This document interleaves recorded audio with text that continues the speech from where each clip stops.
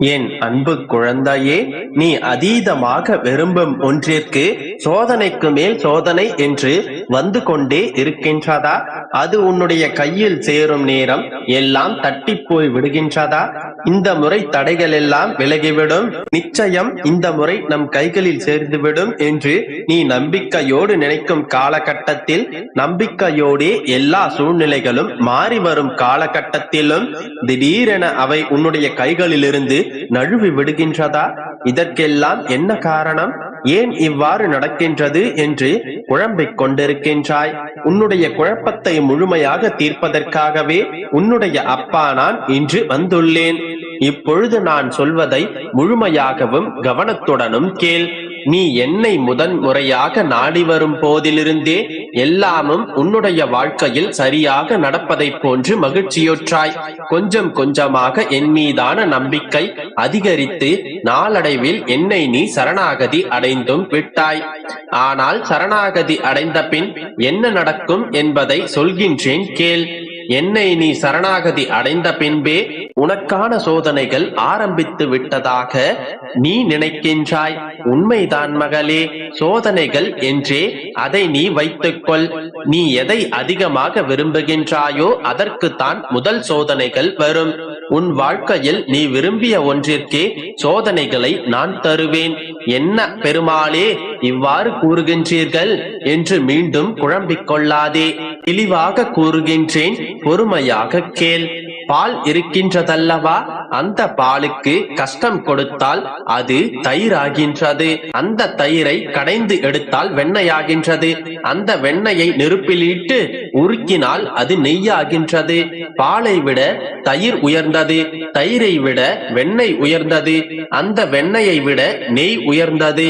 இதனுடைய அர்த்தம் என்னவென்றால், அதிகமாக கஷ்டங்களும் சங்கடங்களும் சோதனைகளும் வந்தாலும் கூட எந்த மனிதருடைய நிறமும் மாறாமல் சமூகத்தில் அவருடைய மதிப்பு அதிகரிக்கின்றது. பால் என்பது ஒரு நாளைக்கு மட்டுமே பயன்படுத்த முடியும், பின்பு அது கெட்டு போய்விடும். பாலில் ஒரு சொட்டு மோர் விடும் போது அது தயிராகின்றது. அது இன்னும் 2 நாட்களுக்கு மேல் கெடாமல் இருக்கும். தயிரை கடைந்து எடுக்கும் வெண்ணெய் என்பது இன்னும் 3 நாட்களுக்கு மேல் அப்படியே இருக்கும். பின்பு வெண்ணெயை கொதிக்க வைத்து எடுக்கும் நெய்யானது ஒருபோதும் வீணாகுவதில்லை. அதிக காலங்களுக்கு நாம் சேர்த்து வைத்துக் கொள்ள முடியும். ஒரே நாளில் கெட்டுப்போகும் பாலுக்குள் ஒருபோதும் கெட்டுப் போகாத நெய் ஒளிந்திருக்கின்றது. நான் உன்னிடம் சேர்க்க விரும்பும் கருத்தை புரிந்து கொண்டாயா? நீ உன்னுடைய வாழ்க்கையில் விரும்பும் ஒன்றை நிரந்தரமாக நீண்ட நாளுக்கு உன்னுடன் நிலையாக இருக்கும்படியாக செய்து அதை உன்னிடமே கொடுக்க விரும்புகின்றேன். நீ விரும்பிய ஒன்றை நிரந்தரமாக்குவதற்காகத்தான் இத்தனை சோதனைகளையும் நீ சந்தித்துக் கொண்டிருக்கின்றாய். சோதனைகள், தடைகள், தடங்கல்கள் என்று எதுவுமே இல்லாமல் நீ விரும்பியதை விரும்பியவுடன் பெற்றுக்கொண்டால் அது நிலைத்திருக்காது மகளே. இத்தனை சோதனைகளையும் கடந்து பெறும் அது நிரந்தரமாக இருக்கும். உன்னுடைய வாழ்க்கையில் நீ மிக அதிகமாக விரும்பிய ஒன்றிற்கு சோதனைகள் வந்து கொண்டிருந்தால் அது உனக்கு கிடைக்கப் போகின்றது என்பதை தெளிவாக புரிந்து கொள். அது உன்னிடம் நிலையாகவும் நிலைத்து நிற்கும் என்பதையும் உணர்ந்து கொள். நிச்சயம் நீ விரும்பியதை நான் உனக்கு ஆசீர்வதித்து கொடுப்பேன். நம்பிக்கையோடு இரு, அனைத்தும் நல்லதாகவே நடக்கும். என் அன்பு குழந்தையே, இப்போது நான் கூறுவதை கண்களை மூடி அமைதியான மனதோடு முழுமையாக கேள். அதன் பிறகு அமைதியான மனதோடு நிம்மதியாக உறங்கச் செல். நாளை நடக்கப் போவதை சந்தோஷமாக வேடிக்கை பார். என் தங்கமே, இப்போது நீ நிறைய மன கஷ்டத்தில் இருக்கின்றாய். இன்று நான் உன்னிடம் பல விஷயங்களை கூற வேண்டும். பல விஷயங்களை புரிய வைப்பதற்காகவே ஆவலுடன் உன்னுடைய அப்பா நான் உன்னிடம் வந்திருக்கின்றேன். இப்பொழுது நான் கூறும் ஒவ்வொரு விஷயத்தையும் கவனமாக கேள். இந்த விஷயங்கள் உன்னுடைய வாழ்வில் அடிக்கடி நடந்து கொண்டிருப்பவை.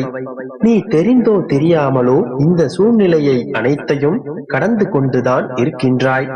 இப்பொழுது நான் கூறுவதை சற்று பொறுமையாக கேள். இப்பொழுது உன்னுடைய வாழ்வில் நீ செய்து கொண்டிருக்கும் தவறுகளையும் அதை திருத்திக் கொள்ளும் முறையையும் நீ நிச்சயமாக தெரிந்து கொள்வாய். நான் இப்பொழுது கூறும் வார்த்தைகளை நீ சரியாக புரிந்து கொண்டால் உன்னுடைய வாழ்க்கையில் நீ நிம்மதியான மனநிலையையும் சந்தோஷமான வாழ்க்கையையும் நிச்சயமாக பெறுவாய். நீ எத்தனை நேர்த்தியாக ஒரு செயலை செய்தாலும் கூட, எவ்வளவு பாடுபட்டு ஒரு முயற்சியையும் செயலையும் செய்தாலும் கூட, வாழ்த்த மனமில்லாதவர்கள் உன்னை சுற்றி இருந்து கொண்டுதான் இருப்பார்கள். அவர்களை பற்றி துளி கூட கவலைப்படாதே.